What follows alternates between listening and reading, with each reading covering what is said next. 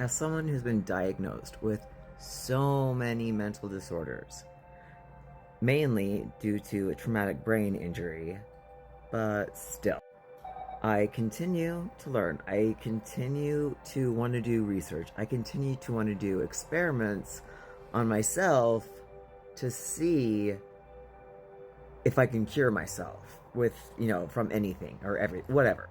I used to be on so many medications all throughout my life, all growing up ever since my head injury. And then I tried oxygen therapy, sitting in a hyperbaric chamber. When I did that, all my medications except for one gone, not needed anymore. My anxiety changed. I still get it, but it's not half as bad as it used to be. Like, there's things that trigger it, but I'm able to, talk myself down and realize that there's a trigger, therefore I can manage it, kind of thing. But let's go back to what we put in our bodies. All these things that we've consumed since we were born, thinking that there was nothing wrong with them. All these things that our parents, at least mine, I'm Gen X, gave us. Oh, this says it's part of a healthy breakfast. So we believe that. We believe all the bullshit.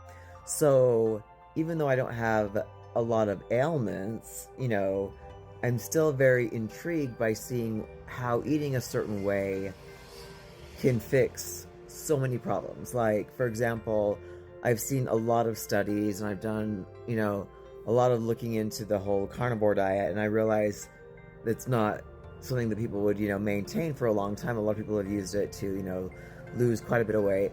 But, you look at the carnivore diet and it's just like, again, you're lowering the amount of calories that you're taking in. So that's something to consider, But the more I see, how many people have, cured their OCD, lessened their Alzheimer's, just a lot of mental problems by consuming only natural foods, which is, not an easy thing to do for everybody, especially when money, of course, is an issue, which, hello, whose money is... Everyone's dealing with. I've talked about the Essiac tea that I drink almost every day that was developed way back when as a means to help cancer patients fight cancer.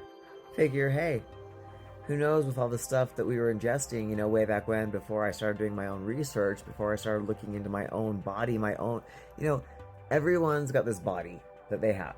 And most people don't think twice about what they're putting in. Most people don't think, they're just like, oh, I'm hungry, I'm going to eat a hamburger and french fries, and not even realize how much damage a carton of french fries does to their body. It's like, oh, I'm going to, give my kids Gatorade, and then I wonder why they're, so out of control because they've got ADD, ADHD because of all these toxins that are in these common things that we buy off the shelf. And if you look, about all these, products that we have here that they don't even allow in other countries because of how toxic they are.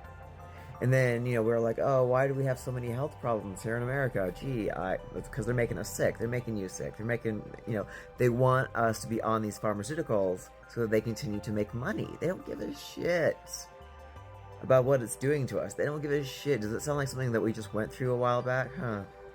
Some kind of jab thing? Oh, that's right. Yeah, they just want, quality control. Let's see. It's absolute bullshit. I see a lot of people who are diagnosed, meaning they believe their doctor. Doctor says they run some tests, charge them a shit ton of money, and then tells them what's wrong with them and says, here, take this. It'll make you all better. And we believe them.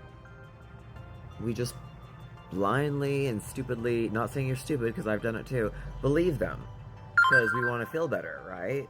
For someone like me who has been single most of her life and has just been making decisions for myself for a long time and realizing how much it is to have certain procedures, to go to doctors and stuff like that, I'm going to do everything I can to keep myself out of the pharmaceutical company, of the system of medicine.